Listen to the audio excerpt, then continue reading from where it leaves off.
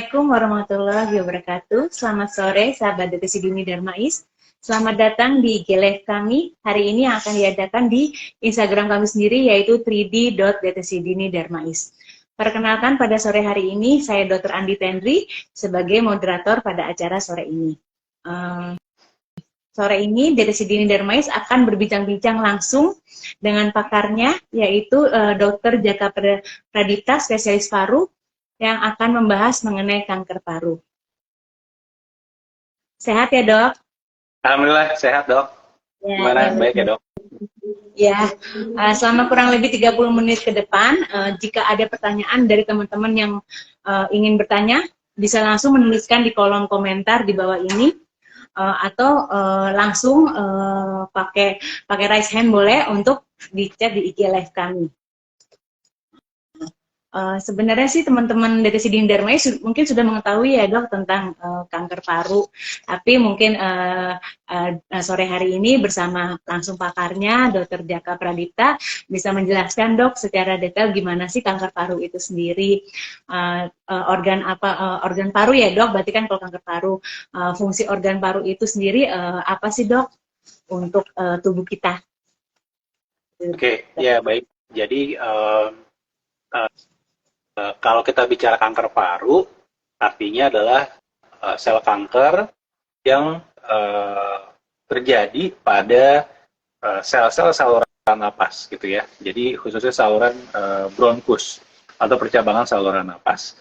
Kalau kita bilang kanker, artinya ada sel abnormal yang terus membelah, ya. Yang harusnya dia nggak membelah, tapi dia terus membelah, dan kita nggak bisa mengontrol itu, dan akhirnya dia bisa menyebar ke tempat lain gitu. Nah, secara fungsi paru itu kan sebagai termasuk dalam organ di sistem pernapasan yang bertugas untuk terjadi proses pertukaran oksigen dan karbon dioksida gitu ya di dalam tubuh. Nah, jadi kalau terdapat kanker di situ, maka yang terjadi adalah pasien akan mengalami gangguan ventilasi atau gangguan respirasi. Jadi pertukaran oksigennya ini akan terganggu, sehingga pasien akan menjadi lebih mudah sesak, pasien ada keluhan batuk-batuk gitu ya, karena kebutuhan oksigennya menjadi terganggu akibat si kanker ini. Dan kanker paru ini juga sifatnya mudah menyebar, jadi termasuk kanker yang mungkin di parunya cuma kecil 1-2 cm, tetapi ternyata dia sudah bisa menyebar ke otak, ke tulang, kayak gitu. Beda sama kanker-kanker lain yang mungkin akan terlihat lebih jelas, teraba gitu ya, ada benjolan, tapi pada kanker paru tuh enggak. Tiba-tiba udah sampai tulang, tiba-tiba sampai otak gitu. Nah, jadi memang kanker paru ini termasuk yang kanker yang unik, kanker yang cukup mematikan ya, karena angka kematiannya sangat tinggi di masyarakat saat ini. Ya, seperti itu ya, Dok ya. Jadi memang kanker paru itu memang sifatnya gampang, lebih cepat menyebar ya, Dok ya. Ya, benar. Kalau untuk penyebabnya sendiri kanker paru tuh apa sih, Dok, sebenarnya, Dok? Yang paling pemicu pertama faktor risiko. Jadi kalau kita bilang kayak cancer, kanker, sejauh ini memang semuanya ini masih dalam perdebatan, semua masih dalam penelitian gitu ya, karena banyak yang masih belum kita ketahui gitu ya di dalam tubuh kita ini, khususnya mengenai kanker dan kanker paru. Nah, tapi memang studi-studi selama puluhan tahun ini akhirnya melihat bahwa banyak faktor-faktor yang berperan. Secara faktor risiko, memang usia cukup mempengaruhi. Ya, artinya semakin tua seseorang, maka kemampuan selnya itu menjadi terganggu. Ya, dia nggak bisa lagi mengontrol sel-sel yang abnormal menjadi normal lagi gitu. Jadi kalau secara data, memang di atas 45 tahun, sel-sel kanker ini mulai aktif, khususnya kalau kita bicara pada kanker paru. Yang kedua ada faktor genetik.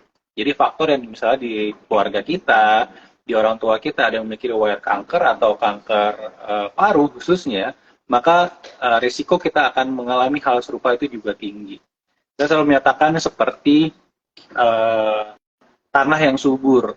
Kalau kita lempar biji biji jeruk, tiba-tiba menjadi lebih mudah tumbuh jeruk gitu ya, dibandingkan dengan yang tanahnya tidak subur gitu. Jadi hal ini juga cukup berperan. Dan beberapa gaya hidup juga sangat mempengaruhi terjadi kanker paru. Contohnya seperti asap rokok ya, jadi merokok atau perokok pasif, kemudian pola hidup paparan gas-gas berbahaya di tempat kerja atau di rumah kita, polusi udara seperti itu, ataupun misalnya riwayat penyakit paru sebelumnya seperti misalnya TBC, itu juga memang meningkatkan risiko terjadi kanker paru. Nah,